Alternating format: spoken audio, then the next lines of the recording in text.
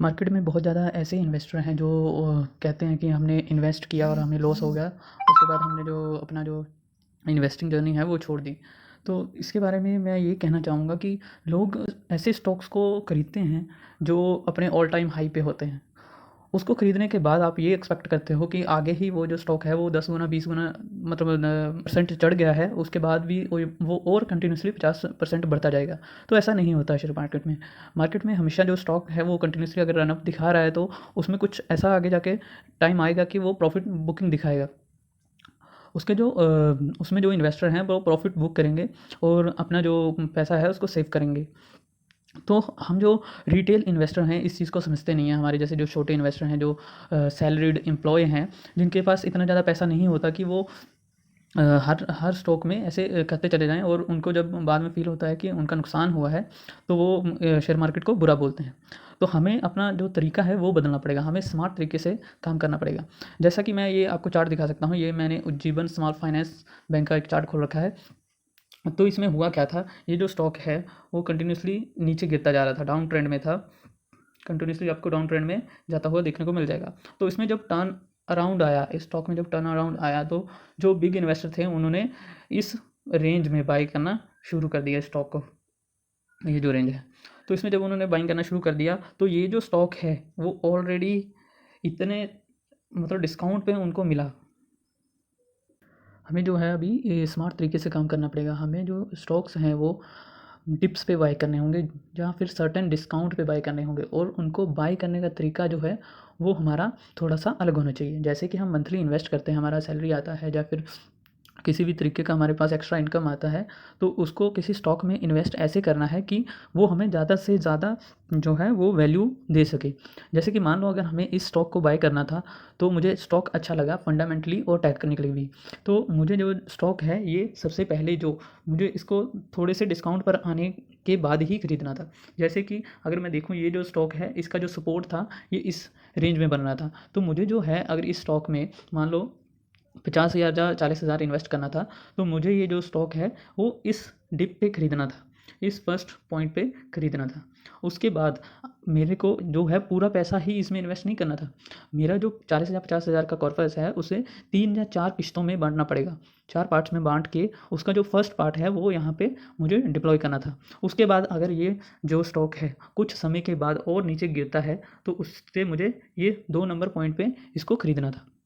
उससे होगा क्या, जब हम अपनी जो इन्वेस्टमेंट है उसको किश्तों में बनाकर स्टॉक को खरीदते हैं तो हमारा जो बाइंग प्राइस है, जिस प्राइस पे हमने खरीदा होता है वो एवरेज डाउन होती रहती है, मतलब वो नीचे चला जाता है हमारा बाइंग प्राइस। तो उससे होगा क्या, जब जो स्टॉक है वो रिकवर करेगा, अ, उसके बाद हमें अगर तीसरी किस्त लगानी होती है तो हम यहाँ उसको डिप्लॉय करते हैं। तो उससे होगा क्या कि हमारा जो बाइंग प्राइस है अभी मान लो जो एवरेज है वो यहाँ पे आ जाएगा। मीन्स जो हमारा जो एवरेज है इस स्टॉक को जिसका हमने खरीदा है वो एवरेज हमारा यहाँ पे बनेगा। उसके बाद जब ये स्टॉक चलेगा तो जब यहाँ पे पहुँचेगा तो हम ऐसा नहीं है कि हमारा जो लॉस है वही रिकवर होगा, वो हमारा जो स्टॉक है ऑलरेडी पॉजिटिव परसेंटेज में आ जाएगा, हमें उससे कोई रिटर्न मिलना शुरू हो जाएगा। उसके बाद उस स्टॉक में अगर और ग्रोथ आएगी, स्टॉक में अगर ग्रोथ आती चली जाएगी तो ये जो स्टॉक है वो कंटिन्यूसली हमें अच्छे रिटर्न बना के देगा। तो अगर हमें किसी भी स्टॉक को बाय करना है तो उसे एक ही बार में नहीं बाय कर लेना है, और स्टॉक को हम तभी नीचे डाउनवर्ड एवरेज कर सकते हैं जब हमारे पास जो है उस स्टॉक के ऊपर कन्विक्शन हो, यानी कि भरोसा हो कि मुझे इस स्टॉक पे भरोसा है, चाहे ये कितना भी गिरे मैं इसको नीचे जाने पर और ख़रीदूँगा। उससे होगा क्या कि मेरी जो इन्वेस्टमेंट कॉस्ट है इसमें बढ़ेगी, और मेरा जो एवरेज प्राइस है, जो मेरा इसको ख़रीदने वाला प्राइस है वो नीचे डाउनवर्ड एवरेज होगा। तो जिससे जब ये स्टॉक अपना रिकवर करेगा तो मुझे काफ़ी अच्छा रिटर्न देखने को मिलेगा। एक स्मॉल कैप कंपनी है उज्जीवन स्मॉल फाइनेंस बैंक, इसमें ग्रोथ के चांसेस बहुत ज़्यादा हाई हैं। ये जो स्टॉक है अभी अपने ऑल टाइम हाई के नज़दीक चल रहा है। तो हमें अगर इसका टेक्निकल पैटर्न देखना हो तो ये एक रिवर्स जो है वो पैटर्न बना रहा है, और इसने अपना जो रेजिस्टेंस था उसको तोड़कर इसी पे अपना अभी सपोर्ट लिया है। तो हमें अभी करना क्या है, अगर हमें बाय करना होता तो हमें सबसे पहले इस सपोर्ट पे अपनी जो पहली किस्त लगानी थी। अगर नहीं लगाई है तो अभी भी इसमें चांसेस हैं तो आप लगा सकते हैं। इसका अगर हम टेक्निकल पैटर्न देखें, इस स्टॉक का टेक्निकल पैटर्न देखें तो ये कितना रिटर्न हमें दे सकता है वो हम टेक्निकली कैलकुलेट करते हैं। बात करें इसके टेक्निकल पैटर्न की, ये जो इसका नीचे पोर्शन है, अगर हम इसी पोर्शन को उठा के ऊपर रख दें टेक्निकल पैटर्न से, तो इसका जो है हमारे पास जो टारगेट निकल के आता है वो लगभग 125 रुपये के आसपास आता है। तो अच्छा स्टॉक है, अच्छे मोमेंटम के लिए अच्छा रिटर्न हमें दे सकता है आने वाले समय में। कंपनी का मार्केट कैप जो है वो 10,500 करोड़ है, तो काफ़ी स्मॉल फाइनेंस बैंक है। तो जब ये ग्रोथ दिखाएगा तो इसका 20,000 30,000 मार्केट कैप होना बहुत ही इजीली हो जाएगा। तो जिससे ये जो स्टॉक है इसका जो प्राइस है वो भी आपको बढ़ता हुआ 3-4 गुना होता हुआ आराम से देखने को मिल जाएगा। स्टॉक का ऑल टाइम हाई 63 रुपीज़ है, प्राइस टू अर्निंग रेशो 20 है। अब अगर हम इस स्टॉक को कंपेयर करें बाकी बैंक्स के साथ, तो हमारे पास अगर देखने को मिलता है कि इस सेक्टर में, बैंकिंग सेक्टर में, अगर सबसे बड़ी कंपनी है HDFC बैंक, तो उसका जो मार्केट कैप है वो लगभग 11,61,900 करोड़ है। तो इस कंपनी का जो अभी मार्केट कैप है वो मात्र 10,500 करोड़ है।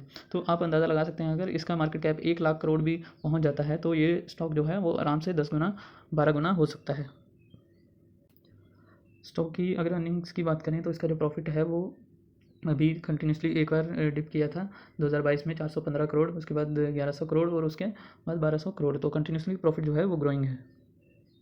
चलते हैं ग्रोथ की तरफ। इसमें जो है हमारे पास सेल्स ग्रोथ है पिछले 5 साल में 23% की, पिछले 3 साल में 15% की।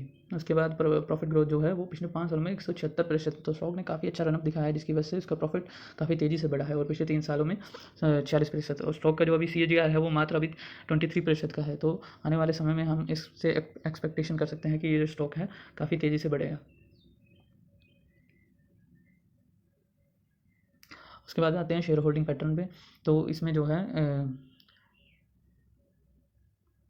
इसके बाद जो है अपना FIIs ने अपना स्टेक जो है थोड़ा सा इंक्रीज़ किया है, DIIs ने बहुत ज़्यादा ट्रिम किया है। तो DIIs जो है वो लॉन्ग टर्म के लिए खेलते हैं। इन्होंने स्टॉक को डिप्स में बाय किया था और अभी ऑल टाइम हाई जाने पर बेच दिया स्टॉक को।